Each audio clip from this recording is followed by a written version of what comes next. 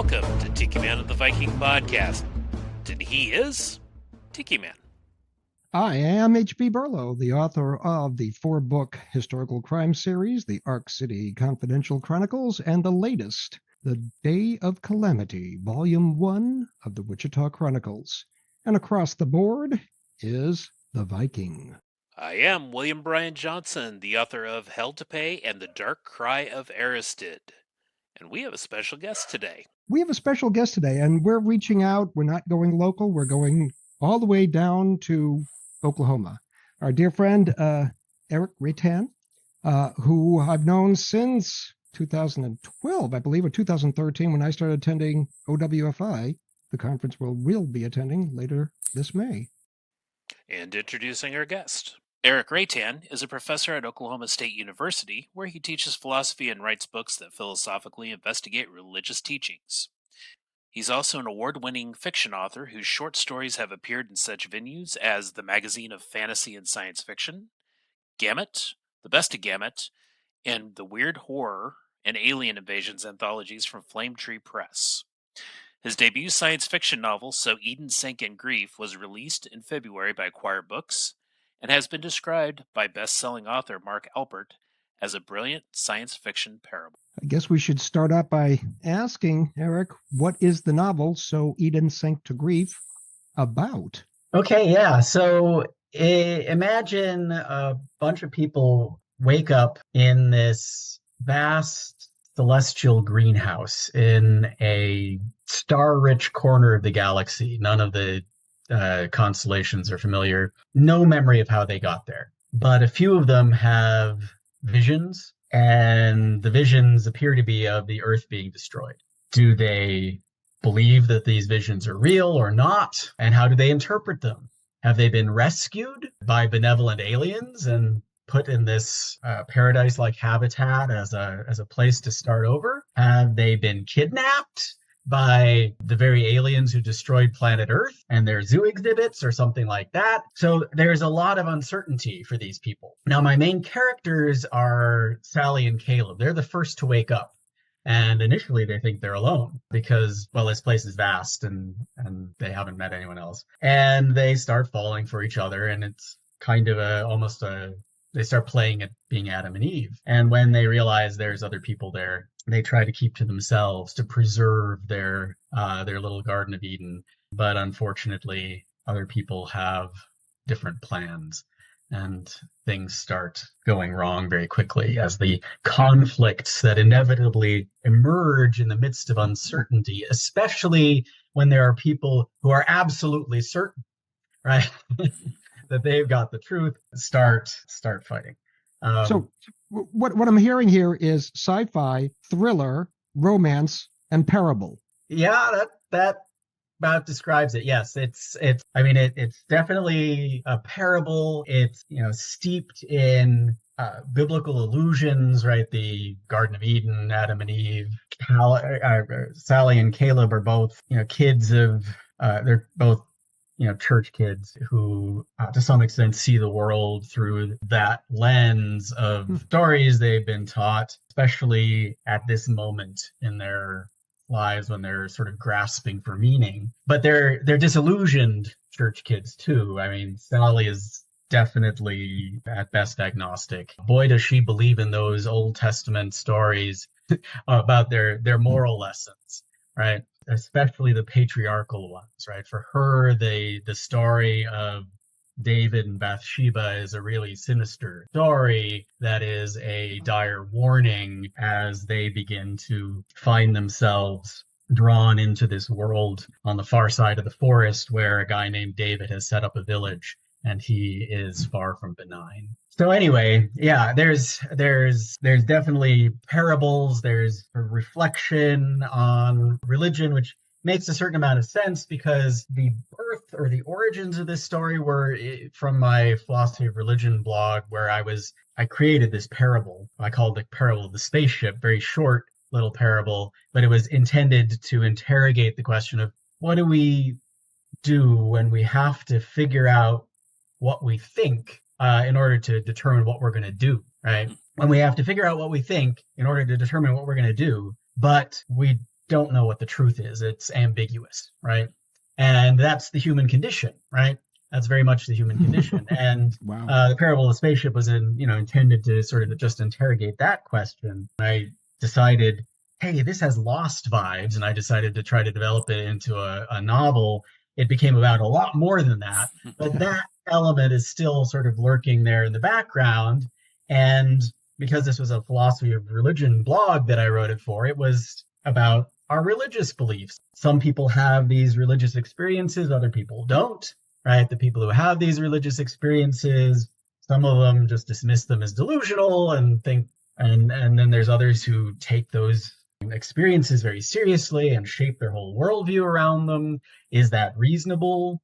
How much of our so-called religious experiences are just constructed? How much of them are something that we're receiving, right? How much of it is interpretation and how much of it isn't? These were the sort of questions that the original parable was intended to interrogate. And so when I started writing the novel, those things were still there in the background as kind of the marinade out of which the story got its distinct flavor, if you will. What was the blog that you had this on?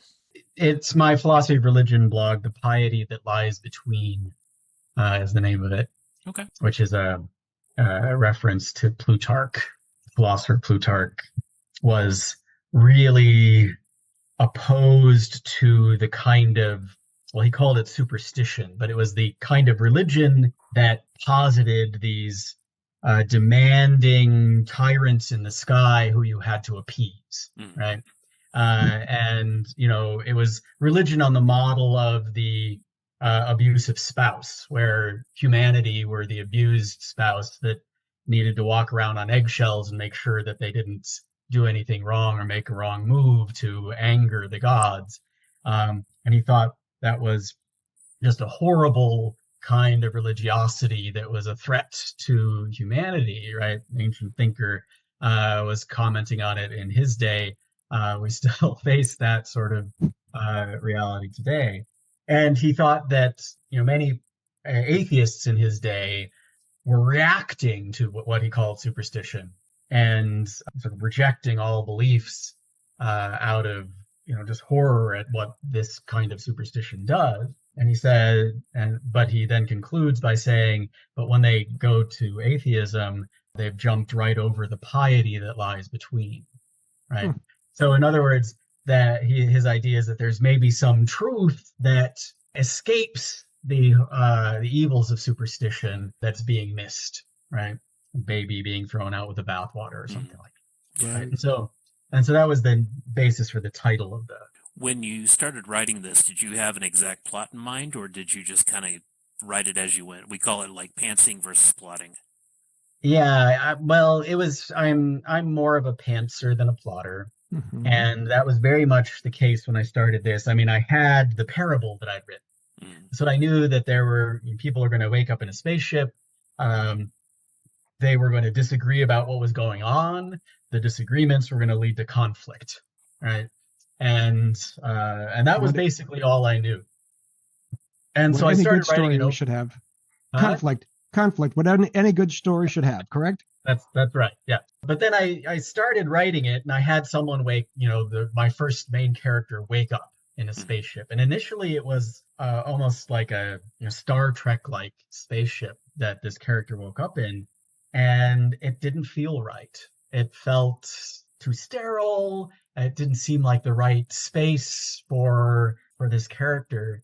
And I backed up and I started again. And I had him wake up with his face in the dirt. Then I started asking myself questions, right? Which I think is always a good sign. At least, if you're a pantser, it's a good sign. Because your reader is going to be asking questions too, right? Why is his face in the dirt, right? If you wake up and your face is like on a hard floor, well, there's all kinds of answers. But why is your face in the dirt, right? Well, his face was in the dirt because he was not in a spaceship. He was in this vast greenhouse or terrarium, right, floating in space. And that suddenly everything came alive for me, right? This I still didn't know I was writing a Garden of Eden story. and then I had him wake up, and then the first person he met was a young woman his own age. I still didn't know that it was a Garden of Eden story. What? What? And of course they woke up naked. I still didn't know it was a Garden of Oh Eden my story. God. Because I was writing this parable, right? I was developing this parable. But of course, at some point I figured out this is a Garden of Eden story, and then I leaned into that and lead into those metaphors and that allegorical dimension that connects with the story of Adam and Eve in the garden, right? A story of innocence and innocence. Well, but here's the thing: there is a sense clearly in the Garden of Eden story that these first humans are, in some sense, innocent, right?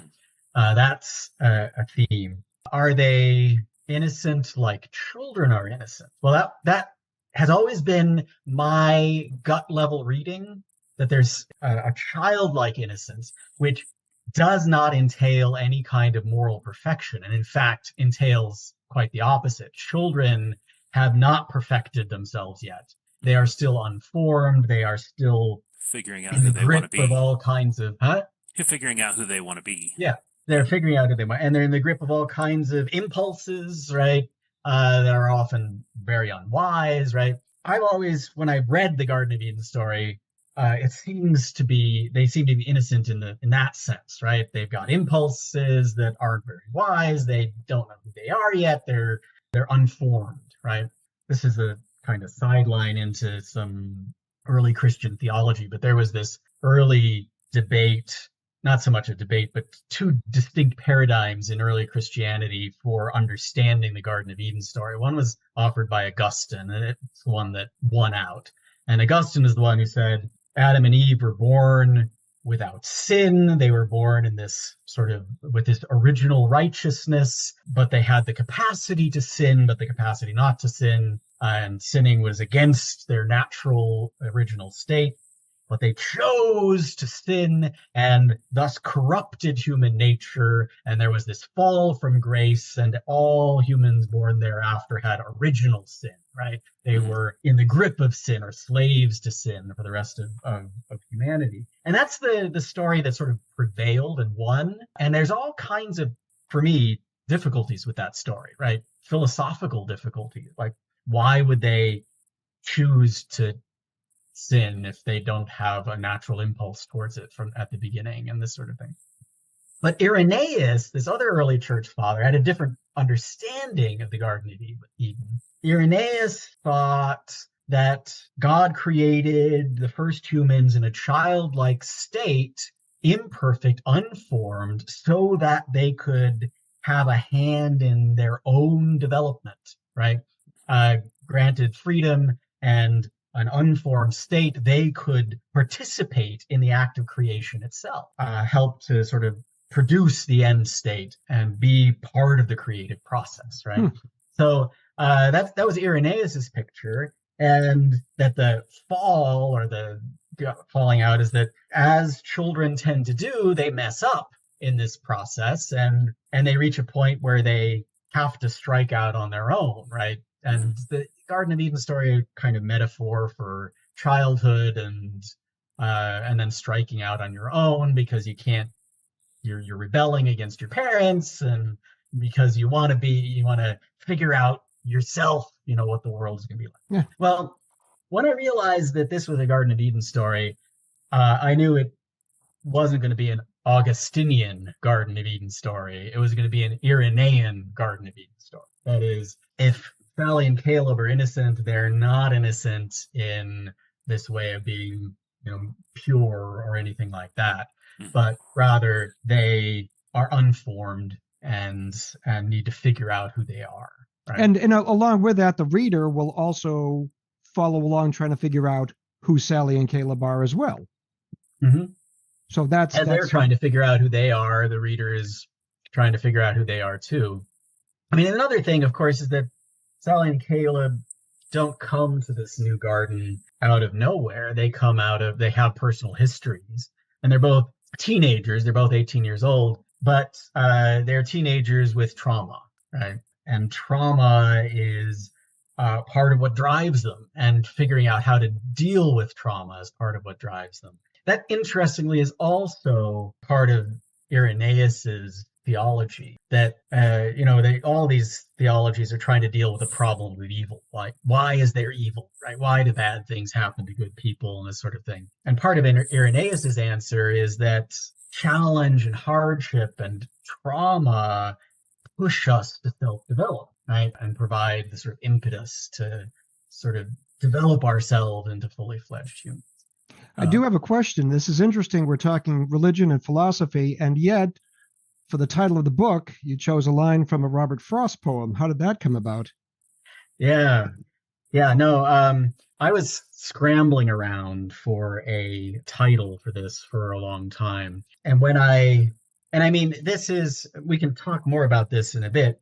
I've talked a lot about sort of philosophy and theology as sort of themes that are working behind the surface, but this is not a work of philosophy or theology. Right. It's a work of literature, right? It's telling a story of people with problems trying to face their problems and overcome them, and getting into conflict with one another. Unlike works of philosophy, where you pose a question and then consider arguments for different answers and try to decide which answer is the right one by evaluating objections to the various arguments and, blah, blah, blah, blah. If you try to do that in a story, you get a preachy mess that no one wants to read. Mm-hmm. The way that literature, fiction and poetry interrogate the human condition and the big questions is very different from the way that philosophy and theology does. You put human beings in a setting that raises these questions, that forces them to confront these questions. And as they struggle to solve their problems with these questions looming over their heads, the story sheds light the landscape of these questions and gives the reader resources to wrestle with the questions themselves. At least that's the way I sort of think of the difference between how fiction and philosophy addresses, big questions about the meaning of life and that sort of thing. And science fiction has always been rich in being able to provide those type of settings that you can look at the deeper meanings in the philosophy and themes. Yeah. And yet, I was trying to infuse not philosophy, but sense of morality from a Jewish perspective in the Day of Calamity. So we can inform our writing with morality, philosophy, as long as the ultimate goal is to tell a good story. If those aspects are the foundation, so be it. That's great. But the overriding element is to tell a good story. Yeah. I mean, that's ultimately it, right? I mean, your characters will have a philosophy. It may not be a very articulate philosophy, or it might be, right? It may be not very well formed or not something they can put into words, or they might come out of a tradition, right, where there's a history of attempting to put it into words that they've imbibed and that they are making use of and trying to engage with their world and their environment. So, characters will have philosophies. But the thing about, now putting on my philosopher hat for just a moment, I believe in Hegel's method for evaluating sort of philosophical systems. And Hegel's method is you put on the philosophical system and you try to live it out. And then you see what happens as a result, right? You see whether that, well, as he puts it, does it generate contradictions, right? Does this way of seeing the world, when you try to live it out in the world, expose cracks in the philosophy, in the system of thought that require you to rethink, right? In a sense, I think fiction and literature may be a better place to carry out Hegel's distinct method of doing philosophy than the philosophy article or the philosophy book, because you kind of imaginatively can put someone with a worldview into the world and have them try to honestly live it out. And if you're honest as a writer, as a fiction writer, the cracks in their philosophy will be exposed, right? Good The point. Yeah. imperfections, Right. or the things that they need to work on, that they need to revise, that they need to rethink, And that makes right? them more interesting, of course. Yeah, exactly. So tell me Yeah. about world building in this novel. How did Okay, you- so I mean, to some extent, because I'm a pantser, the world sort of emerged as I was writing the first draft, and then I refined it. Partly, I refined it in the light of, trying to push my characters in to wrestle with the kinds of questions I wanted them to wrestle with. But this world, there's a greenhouse with multiple ecosystems, right? So there's a desert ecosystem, there's a jungle ecosystem, there's the tall grass prairie ecosystem, right? A deciduous forest ecosystem, right? So there's all these ecosystems, and there's also all of these things that have been left that are clearly designed for human use, even a village, right, with houses and a library packed full of books, right? So they wake up in this world with all these ecosystems and with basically everything they need, right? Not to give too much away, but Please don't. but David, the head of the village, he doesn't declare himself leader. He declares himself shopkeeper when he finds these human resources, right? And he becomes basically the general manager of the store, and everyone has to earn tokens to buy this stuff, right? So that's just how he takes control, right? And he sees the other people as resources as well. So this guy takes control by, not by, being the warlord, but by being the capitalist, right? Who takes, seizes the resources and then says, you have to work for these resources and you have to basically work for me. Are you planning this as a standalone novel, or are you going to have sequels? Excellent question. It's because the short answer is I have written the prologue to what might be a sequel, but it is a standalone novel. Okay. Because, it was born out of this, what do you do in the midst of uncertainty? I didn't want to kill that by eliminating all the uncertainty. It ends with, even though there's a sense of closure and completeness to the story, it ends with a lot of mystery still there, which works for the story as a standalone novel, given its themes, but also leaves the door open for a sequel.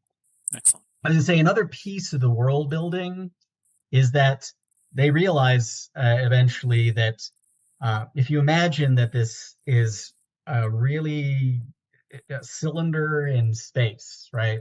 Just a long cylinder with ecosystems all stretched out along this cylinder. But they realize they're only half the cylinder with the, arc dome over their habitats. And there is an underworld. And that underworld that they discover is possibly where the aliens are to be found. But if so, it's beyond this passage that is a kind of off limits passageway. If this was a Garden of Eden story, there had to be, the forbidden fruit. And that passageway is the forbidden fruit. There's a clear supernatural no, as people are, having visions in this, in this habitat, in this world. But when Sally and Caleb approach this passageway, the visions are every single form of refusal that you can imagine, right? Just visions of horror and terror and everything that screams no. Almost a Dante's Inferno. Driving them away from this. And this is what's interesting about the work, is that it seems to draw from several other classic works, not just the religion and philosophy, but like you pointed out, Dante. And that's what is probably going to make it fascinating for people, not just looking for the philosophical aspect, not just for people looking for the sci-fi aspect, but something perhaps deeper. Now, you will be at OWFI this year. Is that correct? I will be there. Yep. Fantastic. We will be there too. That's right. And we'll be looking forward to speaking with you in more depth. And hopefully we'll have this episode out before OWFI so people can know and be excited and come and see you when they're not, of course, seeing us. But Right. who cares about Way to shameless plug. Yeah, well, hey, shameless self-promotion. No, thank you so much for joining us on this, and this has been exciting. I really think that between the three of us and our respective recent works, we have more to talk about in terms of morality and philosophy and how it gets infused into a work of fiction. It's a long conference. We'll have plenty of time. Yeah, well, I look forward to chatting with both of you more about those things. Absolutely. And us as Yeah. well. Well, very cool. I appreciate you guys having me on. Thank you very much. And to all those listening out there, thank you for joining in again, another episode of Tiki Man and the Viking. We will see you soon. Take care. Tiki Man and the Viking podcast brought to you by Rumination of Thunder Media. The following intro and outro music was used for this media project. The music Find Them by Alexander Nakrata. Free download from filmmusic.io. License Creative Commons Attribution 4.0 International.